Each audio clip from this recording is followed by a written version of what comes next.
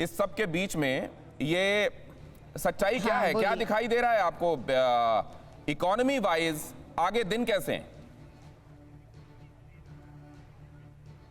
Economy wise अगर पूछेंगे तो यही कहना पड़ेगा कि इकोनॉमी वाइज तो दिन बुरा ही है और बहुत ही बुरा है, क्योंकि जो गवर्नेंस की एक बात होती थी ना, एक वेलफेयर स्टेट की जो काम है, वेलफेयर स्टेट की जो असलियत है, वो दिखाई नहीं दे रहा आज अगर आप कहोगे कि थोड़ा बहुत महंगाई आप सह लो और उसके साथ हम ज़्यादा नौकरियां करेंगे, हम ज़्यादा इंफ्रास्ट्रक्चर स्पेंडिंग करेंगे, हम ज़्यादा डेवलपमेंट लेके आएंगे, पर ये सब कुछ भी नहीं खास हो नहीं, ये तो कहा जा रहा है कि कैपिटल और इंफ्रा पर खर्च हो रहा है, और कहां से पैसे लाएगी सरकार, पूछा जा रहा है।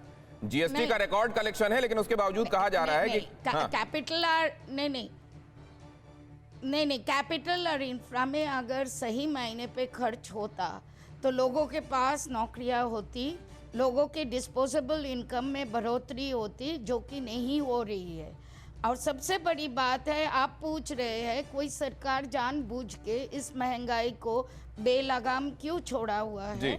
उसका एक ही कारण है, क्योंकि ये सरकार की एक एरोगेंस है कि इनके पास इतने सारे सीट है आज के दिन में, ऑलमोस्ट कोई दो बातें कही गई हैं। तोहिन सिन्हा, मैं आपसे जवाब लेने आऊंगा कि क्या इसमें एरोगेंस है, और दूसरी बात यशवंत सिन्हा ने कही, उनको लगता है कि कोई और मुद्दा उछाल दिया जाएगा और महंगाई का मुद्दा गौण हो जाएगा।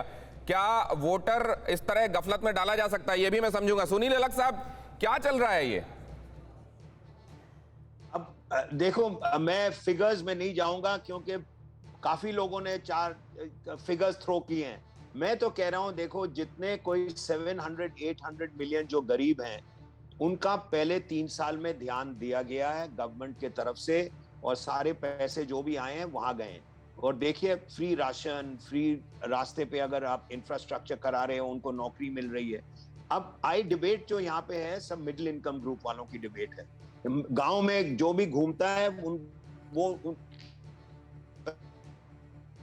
पेट्रोल प्राइस से कोई फर्क नहीं है उनसे। अगर वो लोअर मिडिल क्लास को अब अगले 2 साल में गवर्नमेंट को ध्यान देना चाहिए।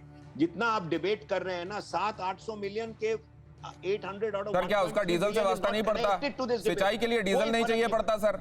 और क्या वो उन बस में सवारी नहीं करता जो डीजल से चलती हैं सर? एक मिनट भाई साहब, बस फेयर में अगर आपकी पैसे कितना दाम बढ़ा है, बस फेयर में आप ले लीजिए, अगर 50 पैसे बढ़ा है या 1 रुपया, तो सर उसकी आमदनी कितनी है सर? 1 सेकेंड यार, मैंने सब सुन लिया है। 300 million middle class has been ignored. I agree with that. मैं समझ रहा हूं, लेकिन to carry on throwing figures कि 1.3 billion people are affected by this, वो बिल्कुल गलत है। मैं कह रहा हूं कि 300 मिलियन लोअर मिडिल क्लास ज्यादा अफेक्ट हुआ है compare to the upper middle class.